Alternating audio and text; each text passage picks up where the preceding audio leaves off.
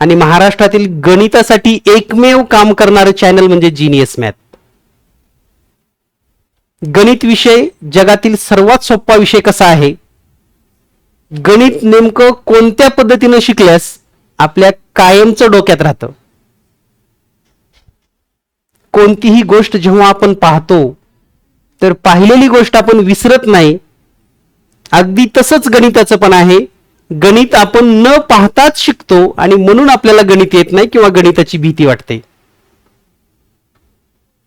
आपल्यापैकी काहींनी TET paper 1 2025 चं स्पष्टीकरण पाहिले, याच चॅनलवर उपलब्ध आहे. टीईटी पेपर 2024 चं स्पष्टीकरण पाहिलं. त्या सर्वांच्या कमेंट्स मला वैयक्तिक व्हॉट्सअपला आहेत, त्याचबरोबर चॅनलवर पण आहेत. इतक्या सोप्या भाषेमध्ये स्पष्टीकरण त्यांनी पहिल्यांदा समजून घेतलं. पहा मी काय म्हणतोय, स्पष्टीकरण समजून घेणे, स्पष्टीकरण करणं, स्पष्टीकरण ऐकणं आणि स्पष्टीकरण पाहणं यापेक्षा स्पष्टीकरण समजून घेणं हा शब्द महत्वाचा आहे. कारण जर तुम्हाला स्पष्टीकरण समजत असतील तर तुम्हाला गणिताची गोडी लागते आणि गणिताची गोडी लागेल तर गणित तुम्ही सहज सेकंदामध्ये सोडवू शकता. त्यामुळे गणित तुमचा कितीही वर्षाचा गॅप असू द्या, अगदी 10 वर्ष 15 वर्ष 20 वर्ष तुम्ही कधी गणितच शिकवलं नाही, जीनियस मॅथ सोबत एकदा गणिताची सर्व स्पष्टीकरण पहा आणि विसरून दाखवा. विसरून दाखवा असं का म्हणतोय, कारण परफेक्टली तुमच्या माइंडसेटवर कायमचं कोरलं जाणारं स्पष्टीकरण तुमच्या लक्षातच राहिलं पाहिजे. अशी स्पष्टीकरण आपणास या जीनियस मॅथ चॅनल सोबत पाहायला मिळणार आहेत. स्वतः व्हिडिओ पहा, अनुभव घ्या आणि जर तुम्हाला हे स्पष्टीकरण समजत असतील, पहा स्पष्टीकरण पाहणं नाही म्हणत मी, समजत असतील तर एक कमेंट्स नक्की तुम्हाला या व्हिडिओ सोबत करायची आहे, लाईक करायचं आहे आणि या व्हिडिओची लिंक महाराष्ट्रातील जास्तीत जास्त शिक्षकापर्यंत पोहोचवायचं आहे. कारण शिक्षकांना सेवेत राहण्यासाठी असेल, पदोन्नतीसाठी असेल, टीईटीची गरज आहे. त्यामुळे आपला बांधव जर टीईटी पात्र झाला त्यामुळे आपल्याला कोणतीही अडचण नाही.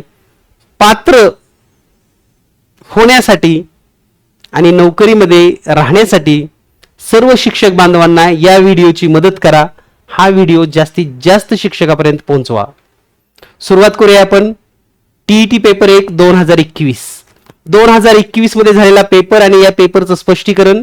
यातील पहिला प्रश्न आहे. तर या ठिकाणी पहिला प्रश्न आहे, 3 पेट्यामध्ये अनुक्रमे 216, 126, 162 वह्या आहेत. या पेट्यातील वह्यांचे समान वह्या असलेले गट्टे करायचे असल्यास प्रत्येक गट्ट्यात जास्तीत जास्त किती वह्या घ्याव्यात. म्हणजे दिलेल्या माहितीनुसार प्रत्येक गट्ट्यामध्ये किती वह्या असल्या पाहिजेत. तर या प्रश्नामध्ये 216 या ठिकाणी जर आपण पाहत असाल तर 216, 126 आणि 162 असे 3 वेगवेगळे पेट्या आहेत आणि वह्या आहेत. आता यांचे समान गट्टे करायचे असेल तर सर्वात महत्त्वाचं या 3 संख्येचा तुम्हाला मसावी काढता आला पाहिजे. आता बऱ्याच जणाला मसावी कसा काढायचा माहिती नाही. ठीक आहे, मसावी नाही आला तर नाही आला, तुम्हाला पाडे तरी पाठ आहेत. या 3 संख्येला पर्यायातील कोणत्या संख्येने भाग जातो.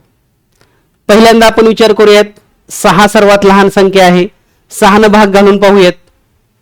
216 ला 6 चा घनच 216 आहे म्हणजे त्याला 6 ने भाग जातो. 126 ला पण 6 ने भाग जातो आणि 162 ला पण 6 ने भाग जातो. 6 पेक्षा आता मोठी संख्या पाहूयात आपण, 9 संख्या घेऊयात. 9 न जर 216 ला भाग दिला तर 9 दोन्ही 18, 3 उरले, 9 चौक 36 भाग जातोच. 126 ला पण 9 ने भाग जातो आणि 162 ला पण जातो. आता 9 पेक्षा मोठी संख्या घेऊयात आपण 18. 18 ने भाग जातो का चेक करूयात. प्रत्यक्ष भाग घालूयात आपण 18 ने. आता 18 1 18, 21 ला भाग घातला तर 18 1 18, 3 उरलं, 36 होतं, 18 दोन्ही 36.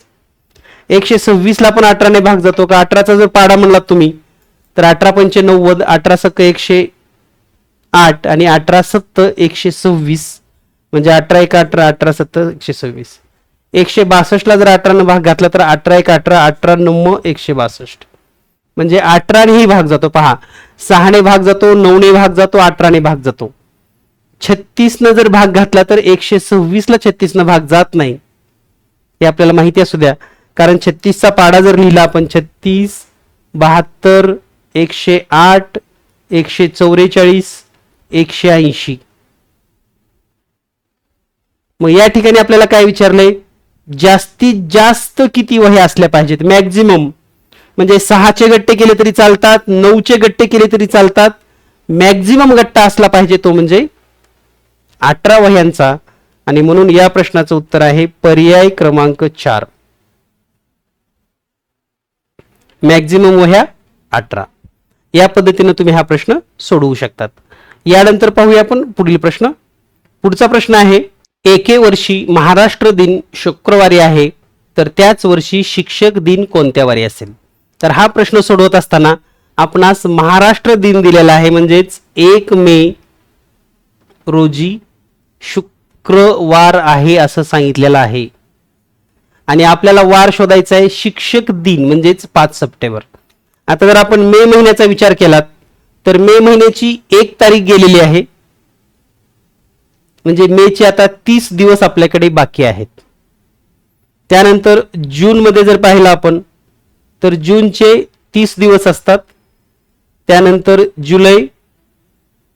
जुलैचे 31 दिवस. त्यानंतर ऑगस्टचे 31 दिवस आणि मग येतो सप्टेंबरचे 5 दिवस. आता हे एकूण दिवस आहेत. याला थोडं सोपं जर करायचं असेल तर 30 ला, म्हणजे ह्या सगळ्या दिवसाला 7 न भागा. 30 ला जर 7 न भागलं तर बाकी येते 2. 30 ला पुन्हा 7 न भागा, बाकी 2. 31 ला भागल्यानंतर बाकी 3. पुन्हा 31 ला भागल्यानंतर बाकी 3 आणि हे 5. यांची जर बेरीज केली आपण 2 आणि 2 4 आणि 3 7 आणि 3 10 आणि 5 15. 15 ला जर 7 न भाग दिला तर 7 एक 7, 7 दोन्ही 14, बाकी आली 1. बाकी 1 म्हणजे काय? शुक्रवारच्या पुढचा 1 दिवस, म्हणजेच पुढे 1 दिवस जायचं आहे आपल्याला. आणि म्हणून 5 सप्टेंबर दिवशी शनिवार असेल.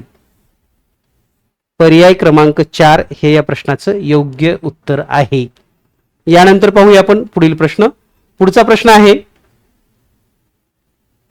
विशिष्ट रकमेच्या 7/18 पट रक्कम वेदला, 2/5 पट रक्कम आलोकला, 3/8 पट रक्कम सानियाला आणि 6/11 पट रक्कम वीणाला दिली असेल तर सर्वात कमी रक्कम कोणाला मिळाली? आता पहा, यांची नावं आणि हे अपूर्णांक जर आपण लिहिले, पहिली दिलेली आहे वेद, तर वेदला किती दिलेले आहेत? 7/18. त्यानंतर आहे आलोकला दिलेली आहे 2/5. त्यानंतर आहे सानियाला दिलेली आहे 3/8. आणि सर्वात शेवटी आहे वीणा, तर वीणाला दिलेली रक्कम आहे 6/11. आता या चारही अपूर्णांकामध्ये सर्वात लहान कमी किंमत कुणाची आहे ती आपण शोधूयात.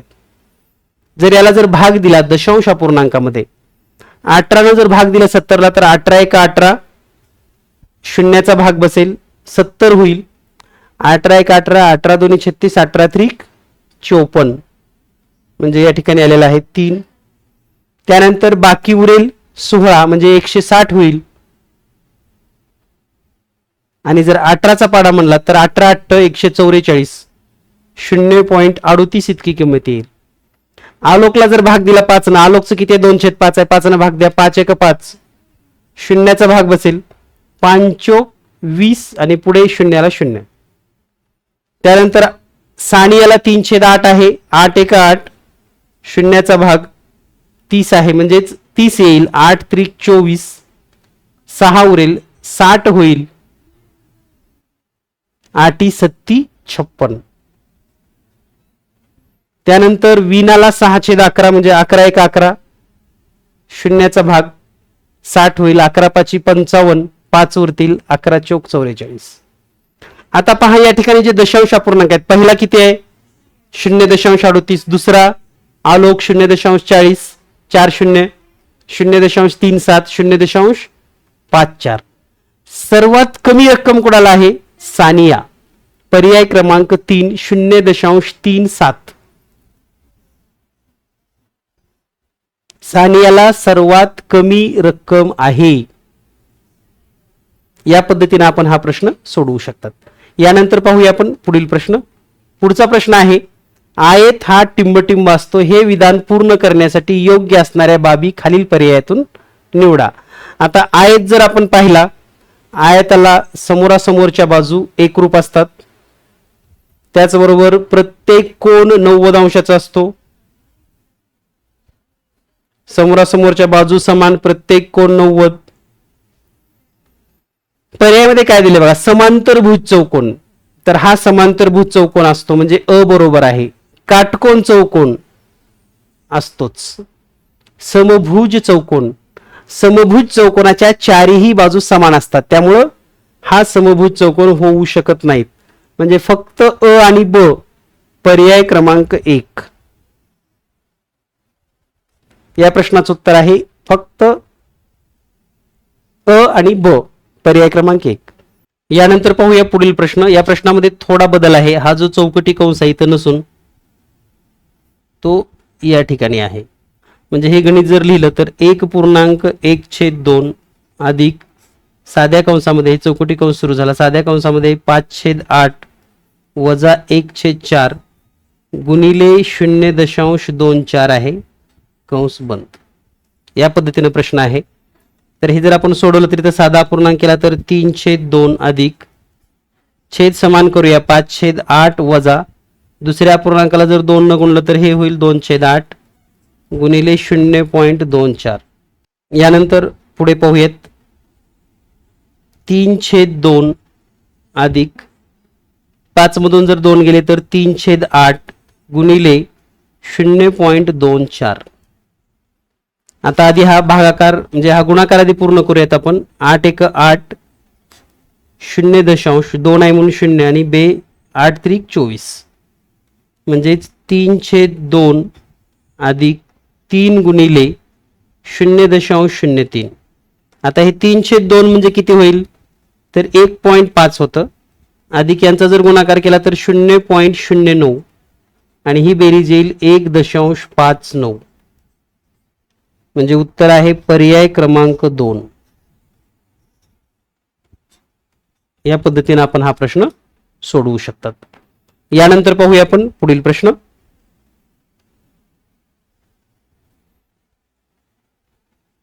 $49.247 या संख्येतील उजवीकडील 4 ची स्थानिक किंमत.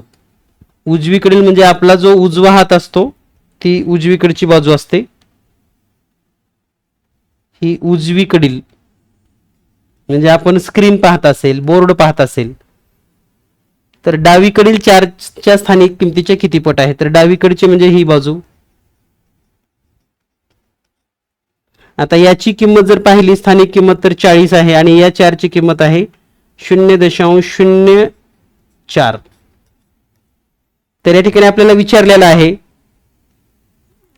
उजवीकडील 4 ची स्थानिक किंमत डावीकडील 4 च्या स्थानिक किमतीच्या किती पट आहे.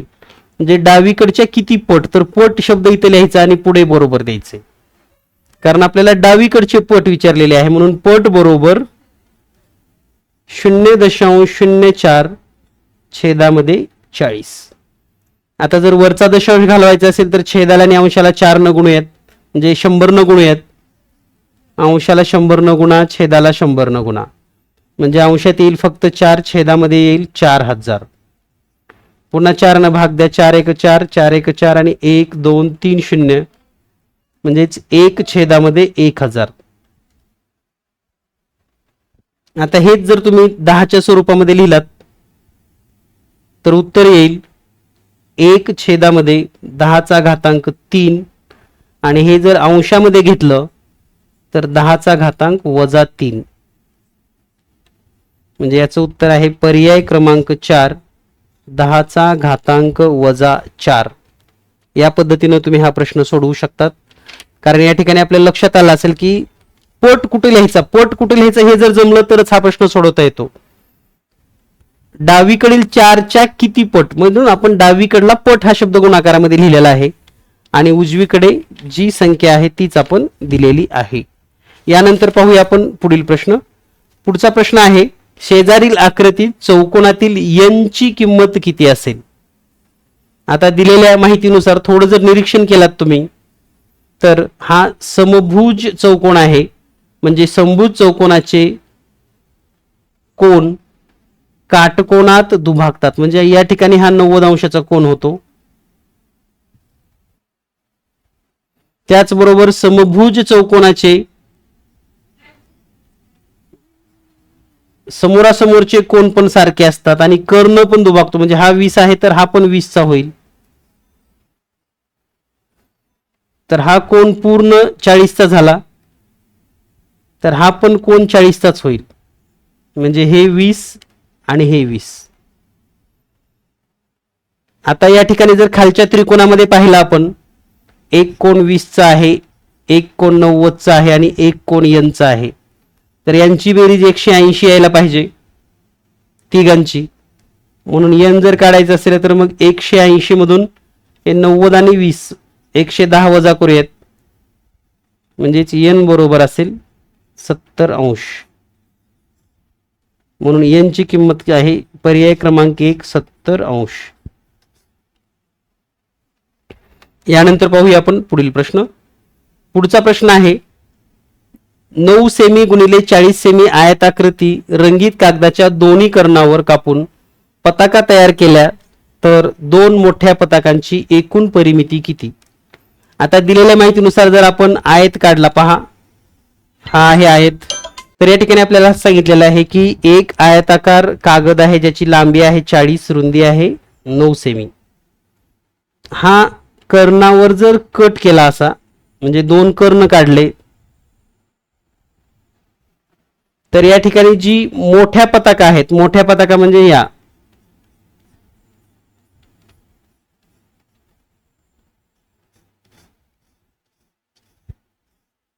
यांची परिमिती किती आहे.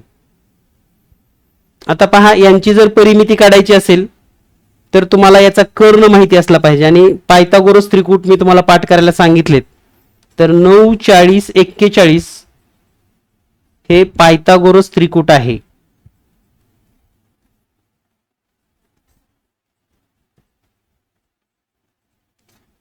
म्हणजेच हा जो कर्ण आहे तो असणार आहे 41 सेमी आणि हा दुसरा कर्ण आहे तो पण 41च सेमी असणार आहे. आता ह्या दोन्हीची परिमिती मोजायची म्हणजे हे दोन कर्ण तर येणारच आहेत, त्याचबरोबर ही खालची बाजू पण येणार आहे. म्हणजे हे 40 आणि हे 40. म्हणजे जर एकूण परिमिती काढायची असेल तर 40 अधिक 40 अधिक 41 अधिक 41 दोनदा म्हणजे टोटल येईल 162 सेमी. म्हणजे उत्तर आहे पर्याय क्रमांक 3 162 सेमी. यानंतर पुढचा प्रश्न आहे x वर्ग वजा 9x अधिक 20 छेदामध्ये x वजा 5 बरोबर 0 तर x ची किंमत किती. आता हा प्रश्न फक्त 5 सेकंदामध्ये सुटतो कारण याची ट्रिक्स मी तुम्हाला सांगणार आहे. नेमकं काय आहे याची ट्रिक्स. कारण हा जर प्रश्न 5 सेकंदामध्ये सुटत असेल तर याची नेमकं ट्रिक्स काय हे आपण जाणून घेऊयात. पण आधी पाहूयात स्पष्टीकरण. तर या ठिकाणी जर आपण स्पष्टीकरण पाहिलं तर x वर्ग वजा 9x अधिक 20 आणि छेदामध्ये आहे x वजा 5. तर पहा, दिलेल्या माहितीनुसार वर्गचं जे वर्ग समीकरण आहे x वर्ग वजा 9x अधिक 20, या ठिकाणी याचे अवयव पडतात x वजा 5 एका कंसामध्ये आणि x वजा 4 दुसऱ्या कंसामध्ये, आणि छेदामध्ये राहील x वजा 5 बरोबर 0 आहे. पुढे हे लक्षात घ्या, x वजा 5 आणि x वजा 5 दोन्ही कंस या ठिकाणी कट झाले आणि शिल्लक राहील मग x वजा 4 बरोबर 0, आणि म्हणून x ची किंमत येईल अधिक 4. तर याचं उत्तर आहे पर्याय क्रमांक 1, x बरोबर येईल 4. आता ही झाली पद्धत, म्हणजे एका मेथडनी तुम्ही जेव्हा प्रश्न सोडवता तेव्हा तुम्हाला एक पद्धत माहिती असणं गरजेचं आहे. तर या पद्धतीनुसार या प्रश्नाचं उत्तर येतं पर्याय क्रमांक 1, x बरोबर 4. आता आपल्याला समजून घ्यायचं आहे, हा प्रश्न जर ट्रिक्स न सोडवायचा असेल तर काय करायचं. हा प्रश्न जर ट्रिक्सने सोडवायचा असेल तर नेमकं काय करायचं. तर पहा, हा प्रश्न तुम्हाला जर ट्रिक्स न सोडवायचा असेल तर अगदी एका याच्यामध्ये तुम्ही सोडवू शकता. तर या ठिकाणी काय करावं लागेल तुम्हाला, सर्वप्रथम तर हे जाणून घ्या की हा प्रश्न ट्रिक्स न सोडवता येतो, आणि त्यासाठी फक्त एवढं लक्षात ठेवा, x वर्ग वजा 9x अधिक 20 छेदामध्ये x वजा 5 यासारखाच प्रश्न असेल तर लक्षात ठेवा 5 1 5 म्हणायचं इथं, आणि 5 चोक 20, आणि या 20चं जे चिन्ह आहे +4 तेच या प्रश्नाचं उत्तर असतं. म्हणजे खालचं 5 आणि वरचं शेवटची संख्या आहे 20, याचं जर आपण या ठिकाणी भागाकार केला तर जे उत्तर येईल ते या प्रश्नाचं उत्तर असतं, आणि म्हणून हा प्रश्न 5 ते 10 सेकंदामध्ये तुम्ही सोडवू शकता. यानंतर पाहूया पुढील प्रश्न. पुढचा प्रश्न आहे, फक्त काही 500 रुपये किमतीच्या व काही 2000 किमतीच्या पिशवीत 30,500 रुपये आहेत, तर पिशवीत खालीलपैकी पर्यायापैकी 500 रुपये किमतीच्या किती नोटा असू शकतात. आता गंमत पहा, हा प्रश्न जनरल आपल्या दैनंदिन जीवनातला आहे. टोटल रक्कम किती आहे पिशवीमध्ये, 30,500 रुपये. आता 500 रुपयाच्या नोटा किती असतील असा प्रश्न केलाय त्याने. आपण समजून घेऊयात की पहिला जो पर्याय आहे 23 जर 500 रुपयाच्या नोटा असल्या असत्या तर रक्कम किती होईल. 500 रुपयाच्या नोटा जर 23 असल्या असत्या तर रक्कम होईल 11,500. आता जर 11,500 हे जर 500 रुपयाचे असतील तर 30,000तून 11,500 जर वजा केले तर शिल्लक राहतात 19,000, आणि त्या 2,000च्या नोटा आहेत. आता 19,000 2,000च्या नोटा असतील का, 2,000 मध्ये 19,000 होऊ शकतात का, नाहीत होणार. म्हणजे हा पहिला पर्याय चुकीचा आहे. त्यानंतर आपण दुसऱ्या पर्यायाचा विचार करूयात. जर नोटांची संख्या पहा, आता नोटांची संख्या जर आपण दुसऱ्या पर्यायानुसार 39 गृहीत धरली तर 39 नोटा गुणिले 500 रुपये, तर ही रक्कम असेल 19,500 रुपये. हे जर 19,500 30,500 वजा केलं तर उत्तर येते 11,000 रुपये. आणि 11,000 पुन्हा 2,000च्या नोटामध्ये होऊ शकतात का, नाहीत होणार, कारण 2,000च्या नोटाने 11,000 होणारच नाहीत. म्हणजे दुसरा पर्याय पण चुकीचा आहे. बघा, एक एक पर्याय आपल्याला कॅन्सल करावा लागणार आहे. ट्रायल अँड एरर पद्धतीने आपण हा प्रश्न सोडवू शकतात, आणि तो पण अगदी सहज. आता तिसरा पर्याय घेऊया आपण. जर 43 नोटा असतील 500 रुपयाच्या तर ही रक्कम किती असेल, ही रक्कम असेल 21,500 रुपये.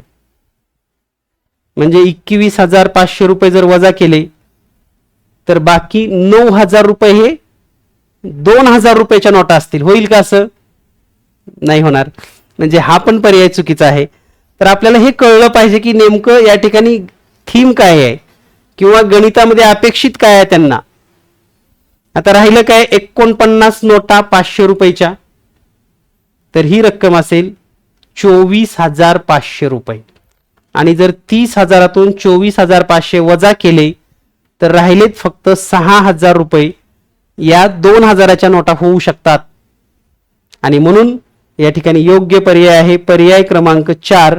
500च्या नोटा असतील 49. कळालं? येस. तर या थीम समजून घेतल्या पाहिजेत तरच आपल्याला प्रश्न परीक्षेमध्ये सोप्या पद्धतीने सोडवता येतील. यानंतर पुढचा प्रश्न पाहूया आपण. एका कोणाचा पूरक कोन आणि कोटी कोन यांच्या मापाची बेरीज 200 आहे तर त्या कोणाचं माप किती? आता पहा, दिलेल्या माहितीनुसार पूरक कोन आणि कोटी कोन दोघांची बेरीज 200 आहे. कोणाचं माप शोधायचंय. आपण असा विचार करूयात, कोणाचे माप बरोबर x अंश, त्यावरून कोटी कोन तुम्ही काढू शकतात कारण कोन आणि कोटी कोन यांची बेरीज असते 90 अंश. म्हणून कोटी कोणाचं माप 90 मधून x वजा करायचं. त्याचबरोबर पूरक कोणाचं पण काढू शकता. तर पूरक कोणाचं माप 180 मधून x वजा करायचं. आता ह्या दोघांची बेरीज आपल्याला 200 सांगितली म्हणजे कोणाची 90 वजा x अधिक 180 वजा x बेरीज 200. आता 90 आणि 180 किती झालं? 270 वजा 2x बरोबर 200.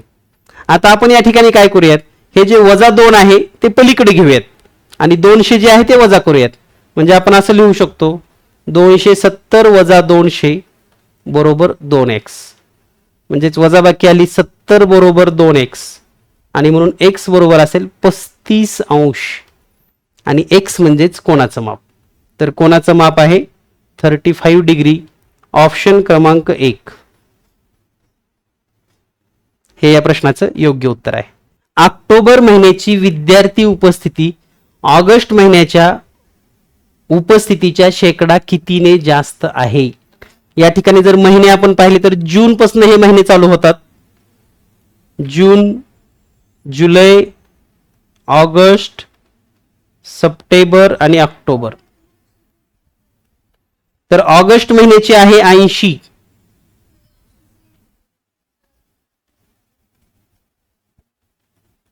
ऑगस्टची आहे 80 आणि ऑक्टोबरची आहे 90. तर कितीने जास्त असेल, किती शेकडा किती जास्त आहे असं विचारलंय. म्हणजे थोडक्यात काय, 80 असताना 90 म्हणजे 10 न जास्त आहे तर 100 असल्यास किती? म्हणजे या ठिकाणी आपण असं सोडवू शकतो 100 गुणिले 10 छेदामध्ये 80 0 0 कटेल. त्यानंतर पुढे 4 न भाग जाईल इथं 25 येईल आणि छेदामध्ये इथं 2 चोक 8. 25/2 म्हणजेच 12.1/2. पर्याय क्रमांक 3 उत्तर बरोबर आहे. या पद्धतीनं हा प्रश्न आपण सोडवू शकता. यानंतर पाहूया आपण पुढील प्रश्न. किती महिन्याची विद्यार्थी शेकडा उपस्थिती 5 महिन्यातील शेकडा सरासरी उपस्थितीपेक्षा कमी आहे? तर या ठिकाणी जर पाहिलं आपण सरासरी जर काढली तर जूनची आहे 60, जुलैची आहे 75, ऑगस्टची आहे 80, सप्टेंबरची आहे 65 आणि ऑक्टोबरची आहे 90. यांची बेरीज करून घ्या. ही बेरीज येते 370 आणि याला जर 5 न भाग दिला तर सरासरी येते 74. आता याच्यापेक्षा कमी 74च्या कमी 60 एक आहे, 74च्या कमी 65 एक आहे. म्हणजे 2 महिन्याची सरासरी ही सरासरीपेक्षा कमी आहे. म्हणून या प्रश्नाचं उत्तर येतं पर्याय क्रमांक 2. यानंतर पाहूया आपण नेक्स्ट क्वेश्चन. पुढचा प्रश्न आहे, या 10 या त्रिकोणी संख्येनंतर क्रमाने येणाऱ्या 8व्या त्रिकोणी संख्येचा पाया किती? आता 8व्या त्रिकोणी संख्येचा पाया काढायचा असेल तर अगोदर आपण या 10चा पाया शोधूयात. किती? 10 या त्रिकोणी संख्येचा पाया कसा काढायचा? तर त्याची एक सोपी पद्धत आहे. पाया शोधायची ट्रिक्स आहे. जी संख्या दिली आहे तुम्हाला 10 त्याची दुप्पट करा, ती आली 20. 20 पेक्षा लहान वर्ग संख्या शोधा, ती आहे 16 आणि 16चं वर्गमूळ येतं 4. म्हणजे 10 या त्रिकोणी संख्येचा पाया आहे 4.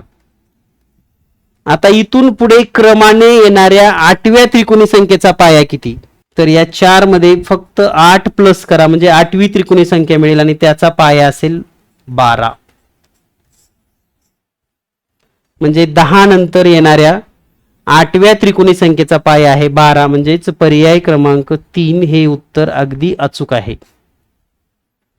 यानंतर पाहूया आपण पुढील प्रश्न. पुढचा प्रश्न आहे 9 49 11 111 219 247 त्यानंतर 21 85 12 33 या पैकी सहमूळ संख्यांच्या जोड्या किती आहेत? तर या ठिकाणी जर पाहिलं आपण 9 49 ही जोडी आहे. 9 व 49 यस आहे मध्ये. 9 मध्ये कोणत्या कोणत्या येतात पहा. त्यानंतर दुसरी 11 व 111 ची पण आहे. त्यानंतर 19 247 तर 19च्या पाड्यामध्ये 19 न 247 ला भाग जातो म्हणून ही 19 व 247 ही जोडी नाही. त्यानंतर 21 85 आहे आणि 12 व 33 नाही कारण याला 3 ने भाग जातो. 12 ला 3 ने जातो 33 ला 3 ने जातो म्हणजे या सहमूळ नाहीत आणि या 3 आहेत. म्हणून याचं उत्तर आहे पर्याय क्रमांक 3. 3 जोड्या सहमूळ आहेत.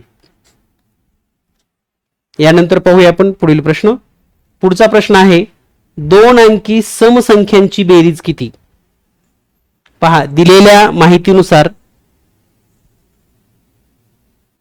2 अंकी समसंख्येची बेरीज आपल्याला विचारली आहे. आता 2 अंकी समसंख्या म्हणजे कुठून सुरू होतात? यस, तर पहिली समसंख्या होईल 10, शेवटची होईल 98, छेदामध्ये 2 गुणिले एकूण संख्या आहेत 45. हे कॅल्क्युलेशन तुम्ही केले की तुम्हाला याची बेरीज मिळते. म्हणजे 2 अंकी समसंख्या म्हणजे बेरीज कुठून करायची आहे? तर पहिली 10, 12, 14, 16, 18 आणि अशी शेवटच्या कोणत्या असणार आहेत? 96, 98 या सर्व संख्यांची बेरीज आपल्याला शोधायची आहे. आणि त्याचं सूत्र काय आहे? पहिली संख्या अधिक शेवटची संख्या. बघा पहिली संख्या 10, शेवटची संख्या आहे 98 म्हणजे पहिली संख्या अधिक शेवटची संख्या छेदामध्ये 2 गुणिले एकूण संख्या. पुढे जर आपण लिहिलं हे 98 आणि 10 108 छेदामध्ये 2 गुणिले 45 तर हा गुणाकार येईल 54 गुणिले 45. आणि या ठिकाणी जर आपण ही बेरीज करून पाहिलात 2 अंकी समसंख्येची तर आपण गुणाकार करूया. तिथं 54 गुणिले 45 5 न गुणूयात आधी 5 × 20 ला 0 ह्याच्या 2 5 5 25 आणि 2 27 पुन्हा 4 न गुणूयात 4 × 16 ला 6 हातचे 1 4 5 20 आणि 1 21 0 ला 0 7 6 13 ला 3 हातचे 1 4 2 म्हणजे 2423. पर्याय क्रमांक 4 हे या प्रश्नाचं योग्य उत्तर आहे. पर्याय क्रमांक 4.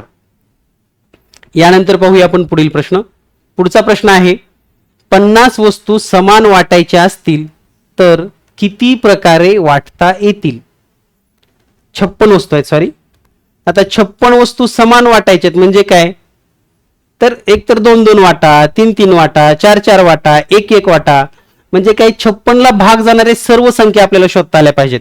म्हणजे 56 ला 1 ने भाग जातो, 56 ला 2 ने भाग जातो, 56 ला 4 ने भाग जातो, 56ला 7 ने भाग जातो, 56ला 8 ने भाग जातो, 56ला 14 ने भाग जातो, 56ला 28 ने भाग जातो आणि 56ला 56 ने भाग जातो.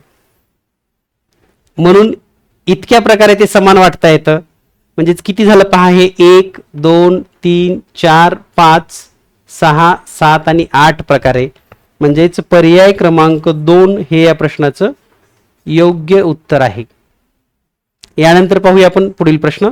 पुढचा प्रश्न आहे, काही मुलांना प्रत्येकी 18 वह्या वाटायचे ठरले, परंतु प्रत्यक्षात प्रत्येकाला 24 वह्या वाटल्या, तेव्हा 150 वह्या कमी पडल्या, तर त्या मुलांची संख्या किती असेल? किती वह्या कमी पडल्यात? 150. किती वाटायच्या होत्या? 18 वाटायच्या होत्या, पण आपण वाटल्या किती? 24. किती जास्त वाटल्या? तर 6 जास्त वाटप केल्या. आता 6 वह्या जर जास्त वाटप केल्या असतील, त्यामुळे 150 वह्या कमी पडल्या. म्हणून 150 ला जर तुम्ही 6 न भाग दिला तर 6 1 6, 6 2 12, 3 उरले, 6 5 30. म्हणजेच विद्यार्थी संख्या असेल 25 विद्यार्थी आहेत. पर्याय क्रमांक 4 हे या प्रश्नाचं योग्य उत्तर आहे. यानंतर पाहूया आपण पुढचा प्रश्न. पुढील प्रश्न आहे, दिलेल्या आकृतीमध्ये चौकोनाची संख्या किती आहे? आता या ठिकाणी चौकोन कसे मोजायचे? तर याला एक सोपी पद्धत आहे. आपण या सर्व छोट्या छोट्या भागाला नावं देऊयात, जसं की ए, बी, सी, डी आणि ई. आता या ठिकाणी पहा, हे वेगवेगळी नाव आहेत. तर आता एकच अक्षर आहे आणि तो चौकोन दिसतो तुम्हाला, तर तो आहे डी. हा जो डी आहे तो एकच अक्षर आहे आणि चौकोन आहे. म्हणजेच एक अक्षर, यामध्ये एकच चौकोन आहे, तो डी. बर, आता 2 अक्षर मिळून जर आकृती तयार केली, आपण 2 अक्षर एकत्र घेतली, तर कोणते कोणते चौकोन तयार होतात बघा. ए आणि बी एकत्र घेऊन एक चौकोन तयार होतो. त्यानंतर सी आणि डी एकत्र घेऊन एक चौकोन होतो. त्यानंतर ए आणि सी पण एकत्र घेऊन एक चौकोन होतो. म्हणजे तुम्ही विचार करायचा, ए आणि सी 2 पार्ट एकत्र केले तर चौकोन तयार होतो. त्यानंतर आणखी कोणते 2 अक्षर घेतल्यास चौकोन तयार होतो, चेक करा.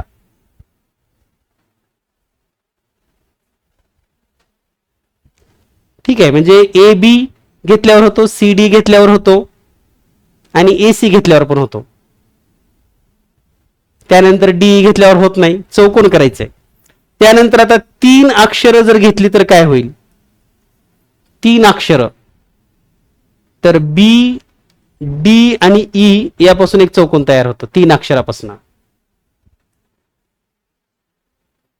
त्यानंतर जर आपण 4 अक्षर घेतली, 4 अक्षर म्हणजे 4 अक्षराचे भाग जर घेतले, तर ए बी सी डी यांच्यापासून एक चौकोन तयार होतो.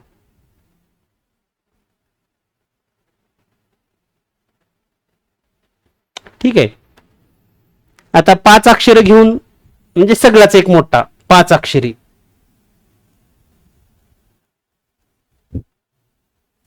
म्हणजेच A B C D E यांच्यापासून एक चौकोन तयार होतो. तर पहा, या ठिकाणी 1 अक्षरापासून एक झालेला आहे, 2 अक्षरापासून 3 झालेले आहेत, आणखी 3 अक्षरापासून एक आपला चौकोन राहिलाय. तर तो कोणता राहिलाय? सी डी आणि ई. सी डी ई मिळून एक चौकोन तयार होतो. म्हणजे टोटल चौकोन पहा, 1 अक्षरापासूनचा 1 अक्षरापासूनचा 1, 2 अक्षरापासूनचे 3, 3 अक्षरापासूनचे 2, 4 अक्षरापासून 1 आणि 5 अक्षरापासून 1. आणि या ठिकाणी मग एकूण चौकोन होतात 8. म्हणून उत्तर येतं पर्याय क्रमांक 2. या आकृतीमध्ये एकूण 8 चौकोन आहेत. यानंतर पाहूया आपण पुढचा प्रश्न.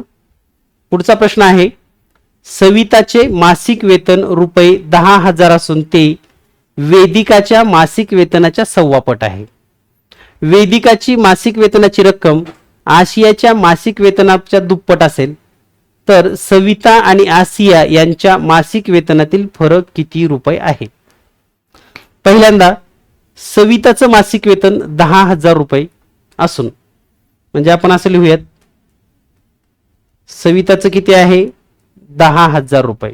सविताचं मासिक वेतन 10,000 रुपये आहे आणि ते वेदिकाच्या 1/2 पट आहे. म्हणजेच वेदिकाचं मासिक वेतन असायला पाहिजे 8,000, कारण 8,000चा 1/2 पट 10,000 होतो म्हणून. आता वेदिकाच्या मासिक वेतनाची रक्कम आसियाच्या मासिक वेतनाच्या दुप्पट आहे. म्हणजे आसिया वेदिकाच्या निम्म म्हणजे 4,000 रुपये. आता आपल्याला प्रश्न काय विचारलाय, सविता आणि आसिया यांच्या मासिक वेतनातील फरक किती. म्हणजे सविताचं 10,000 आहे आणि आसियाचं 4,000 आहे. यातला फरक किती आहे, तर फरक आहे 6,000 रुपये. पर्याय क्रमांक 1 हे या प्रश्नाचं योग्य उत्तर आहे. म्हणजे तोंडी पद्धतीने पण आपल्याला अशी प्रश्न सोडवता येतात. यानंतर पाहूया आपण पुढील प्रश्न. पुढचा प्रश्न आहे, एका वर्तुळाकृती बागेमध्ये असणाऱ्या आयताकृती मैदानाची लांबी 56 व रुंदी 42 आहे. जर मैदानाचे चारही शिरोबिंदू वर्तुळावरील जागेच्या परिघावर असतील तर मैदान वगळता उर्वरित भागेचे क्षेत्रफळ किती चौसेमी असेल. प्रश्न दिसायला जरी सोपा असला तरी यामध्ये खूप सारे आयडियाज आपल्याला माहिती असणं गरजेचं आहे. नेमकं याचा अर्थ काय आहे पहा. समजा एक मैदान आहे, एक वर्तुळाकार बाग आहे, त्यामध्ये आयताकृती मैदान आहे. मैदान कसं आहे, आयताकृती म्हणजे असं आयत असणार.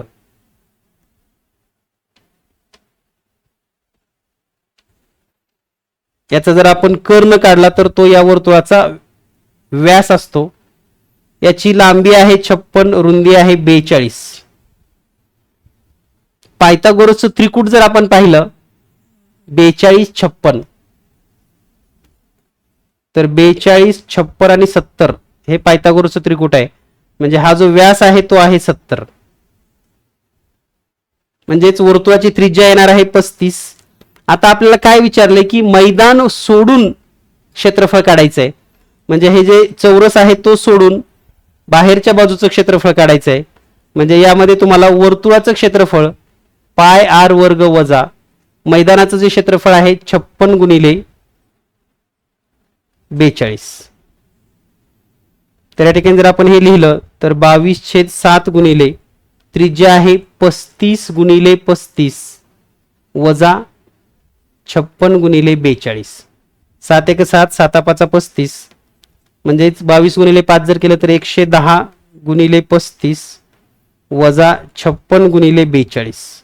जर तुम्ही हा गुणाकार केलात आणि कॅल्क्युलेशन पूर्ण केला तर या प्रश्नाचं उत्तर येतं 1498. पर्याय क्रमांक 4.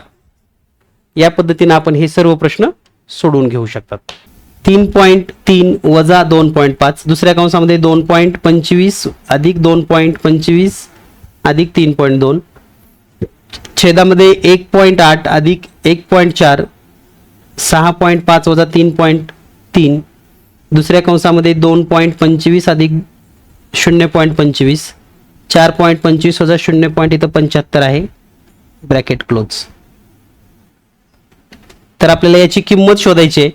तर वरच्या ब्रॅकेटमध्ये आपण काय करूयात, पहिली वजाबाकी तेवढी करून घेऊयात. म्हणजे इथे राहील 3.2 वजा 2.5. दुसऱ्या कंसामध्ये जर आपण बेरीज केली इथं तर हे येईल 2.5 अधिक 3.2. छेदामध्ये पहिल्या कंसाची जर बेरीज केली तर ही येईल 3.2 आणि दुसऱ्याची वजाबाकी 3.2 वजा दुसऱ्या कंसामध्ये येईल 2.5 2.5. आता जर थोडं निरीक्षण केलं आपण तर हे 3.2 वजा 2.5 आणि इकडं पण तसंच लिहूयात आपण 3.2 वजा 2.5 दुसऱ्या कंसामध्ये 3.2 अधिक 2.5 मग मागचं पुढे लिहिलं एवढंच. आणि छेदामध्ये याचा वर्ग आहे पहा, 3.2 कंसाचा वर्ग 2.5 कंसाचा वर्ग. म्हणजे हे आपल्याला असं लिहिता येतं जसं की ए वर्ग वजा बी वर्ग, म्हणजेच पहिल्या कंसात ए अधिक बी, दुसऱ्यात ए वजा बी. अगदी त्याच पद्धतीने 3.5 2 वजा 2.5 एका कंसात, 3.2 अधिक 2.5 दुसऱ्या कंसामध्ये. आता इथे सर्व कंस सारखे दिसत आहेत. वरचा एक कंस खालचा एक कंस कट होईल, हा एक कंस आणि हा एक कंस कट होईल, उत्तर येईल 1. म्हणजेच पर्याय क्रमांक 1 हे या प्रश्नाचं योग्य उत्तर आहे. यानंतर पाहूया आपण पुढील प्रश्न. पुढचा प्रश्न आहे, प्रत्येक ठिकाणी 1.75 मीटर समान मापाचे तुकडे करण्यासाठी 19.25 मीटर लांबीच्या दोरीची दोन्ही टोके जुळवली तर त्यांना दुपदरी दोरीला किती ठिकाणी कापावे लागेल. या ठिकाणी दिलेल्या माहितीनुसार ही जी दोरी आहे ती किती आहे, 19.25 मीटर लांब. आता या ठिकाणी या दोरीला जर कापत असाल तुम्ही 19.25 मीटर लांब दोरीला, तर ही दोरी अशी होणार आहे. तर याची लांबी किती आहे, 19.25.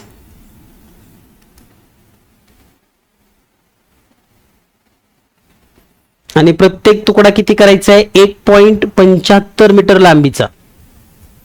आता पहा 1.75 म्हणजेच किती, 1.75 दुहेरी जर कापलं तर हे 1.75.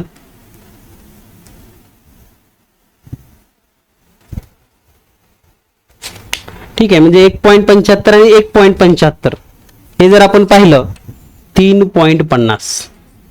म्हणजे आपण जर एकदा कट केलं तर हे 1.75 1.75, अजून एकदा कट केलं तर हे 1.75 1.75, म्हणजेच किती झालं 3.50 3.50. पुन्हा कट केलं तर पुन्हा हे दोन्ही मिळून 3.50 होईल. म्हणजे कट केल्यावर तिथं काय प्रक्रिया होते हे आपल्याला कळलं गरजेचं आहे. पुन्हा हे 1.75 1.75 म्हणजेच 3.50. पुन्हा कट केलं तर तसंच हे 3.50. पुन्हा कट केलं तर हे किती होईल बघा. आता या सर्वांची जर बेरीज करत गेलात आपण 3.50, तर हे 3.50 3.50 याची बेरीज झाली 7, या दोन्हीची बेरीज झाली 7 14. पुन्हा हे 3 म्हणजेच 7 अधिक 7 अधिक 3.50 म्हणजे टोटल झालं 17.50. आता राहिलेली जी ही दूरी असणार आहे ही असणार आहे 1.75, कारण 17 आणि 1.75 म्हणजेच 19.25. मग या ठिकाणी किती ठिकाणी कापला आपण, हा 1 2 3 4 आणि 5 ठिकाणी. म्हणजे उत्तर आहे पर्याय क्रमांक 2, 5 ठिकाणी या दोरीला कापावे लागेल. या पद्धतीने तुम्ही हा प्रश्न सोडवू शकतात. यानंतर पाहूया आपण पुढील स्पष्टीकरण. पुढचा प्रश्न आहे, 88 सेमी परिघ असणाऱ्या वर्तुळावरील कोणतेही 4 बिंदू परस्पराशी जोडून तयार झालेल्या चौरस आकृतीची बाजू किती. दिलेल्या माहितीनुसार पहा, परिघ 88 मीटर आहे, म्हणजे हे परिघ 88, याच्यावर एक चौरस आहे, तर तो हा चौरस.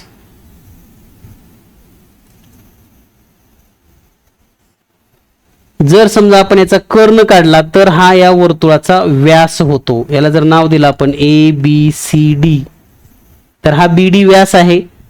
आपल्याला माहिती आहे 2πr म्हणजे परिघ 88 दिलाय.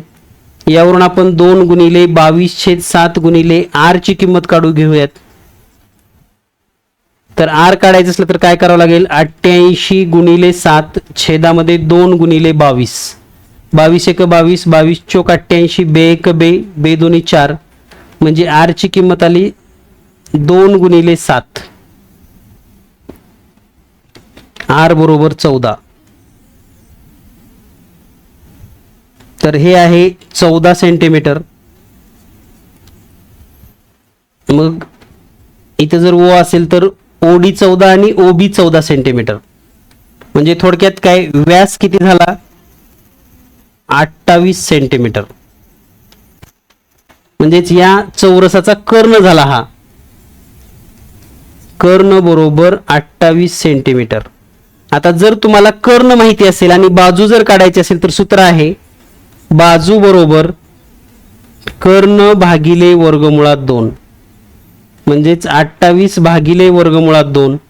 आणि कोणत्याही संख्येला वर्गमुळात 2 ने भागलं तर 14 वर्गमुळात 2, म्हणजे संख्येचं निम्म होतं आणि पुढे वर्गमुळात 2 लागतं. तर याचं उत्तर आहे पर्याय क्रमांक 1. याचं उत्तर आहे पर्याय क्रमांक 1. या पद्धतीने तुम्ही हा प्रश्न सोडवू शकतात. यानंतर पाहूया आपण पुढील प्रश्न. पुढचा प्रश्न आहे खालील आकृतीमध्ये बंधामध्ये चौकटीच्या ठिकाणी कोणता अंक येईल. पहा, थोडं जर निरीक्षण केलात 15, 26, 35, 50, 63 आणि 99, तर या आहेत वर्ग संख्या वजा 1.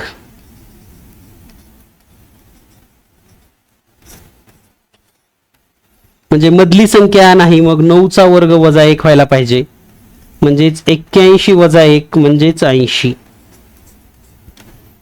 पर्याय क्रमांक 1 हे उत्तर बरोबर आहे.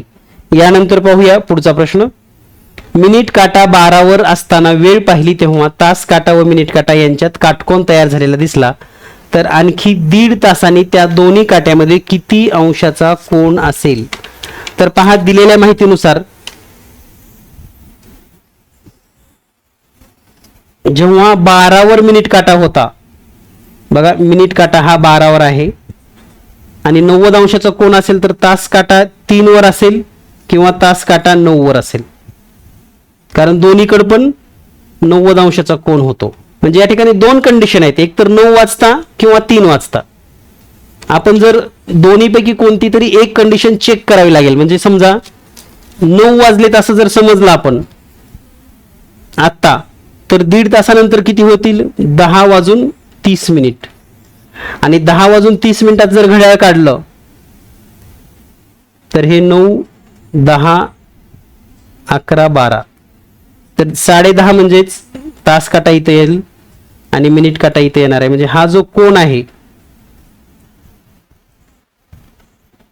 तो इथपर्यंतचा हा 90, पुढे हा 30 आणि हा 15. म्हणजे हा जो कोन आहे तो 90 अधिक 30 अधिक 15 135 अंश. या ठिकाणी पर्यायामध्ये 135 अंश दिलेलं नाही, म्हणून 9 ची वेळ घेणं चुकीचं आहे.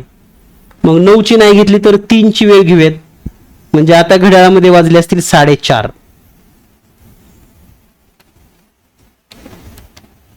तर 4:30 म्हणजेच किती, 3 नंतर 1.5 तास म्हणजे 4:30. 4:30 म्हणजेच मिनिट काटा 6 वर आणि तास काटा 4 आणि 5 च्या दरम्यान. तर हा 30 अंश आणि हा 15 अंश, टोटल 45 अंशाचा कोन तयार होतो आणि तो पर्यायामध्ये आहे. म्हणजे आता 3 वाजलेत, 1.5 तासानंतर 4:30 वाजतील, म्हणजे 4 वाजून 30 मिनिट होतील आणि त्यावेळेस 45 अंशाचा कोन या घड्याळामध्ये तयार होतो. या पद्धतीने आपण हा प्रश्न सोडवू शकतात. यानंतर पाहूया. यानंतर पुढचा प्रश्न आहे रोमन संख्येच्या संदर्भामध्ये विसंगत पर्याय निवडा. पहिला आहे m भागिले c. आता तुम्हाला जर ट्रिक्स माहिती असेल तर LCD माझा हे वाक्य तुम्हाला पाठ करायला सांगितलं होतं. LCD माझा म्हणजे m, तर L म्हणजे 50 असतं, C म्हणजे 100, D म्हणजे 500 आणि M म्हणजे 1000. तर m भागिले c म्हणजेच काय 1000 भागिले 100. तर याचं उत्तर आलं 10. दुसरा आहे xxv गुणिले iv म्हणजेच 25 गुणिले 4. तर याचं उत्तर आलं 100. पुढे आहे xc अधिक x म्हणजेच 90 अधिक 10 बरोबर 100. पुढे आहे d वजा cd. d म्हणजेच 500 वजा cd म्हणजे 400. तर याचं पण उत्तर आलं 100. म्हणजे 100 100 100 वेगळा आहे पर्याय 1 10. या पद्धतीने आपण हा प्रश्न सोडवू शकतात. यानंतर पाहूया आपण पुढील प्रश्न.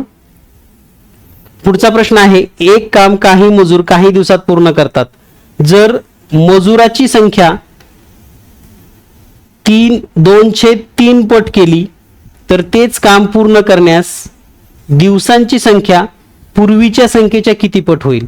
पहा, मजूर जर 2/3 पट केले, लक्षात ठेवा, तर जे दिवस लागतात ते मजुराच्या व्यस्त प्रमाणामध्ये, म्हणजे याचं उलट करायचं, फक्त 3/2 पट. आणि 3/2 पट म्हणजेच 1.5 पट. पर्याय क्रमांक 3, 1.5 पट लागेल. म्हणजे ही कन्सेप्ट माहित असेल तर सेकंदामध्ये गणित सुटतात. आणि याच साठी तुम्हाला मी सांगतोय की यापूर्वीचे सर्व पेपर स्पष्टीकरण तुम्ही पाहून घ्या. यानंतर पुढचा प्रश्न, शेजारील घडणीवरून तयार होणाऱ्या इष्टिकाची त्या आकाराच्या एच्या विरुद्ध पृष्ठावर कोणता अंक येईल? तर तुम्हाला माहिती आहे, जर आपण घडणी पाहिली अशी,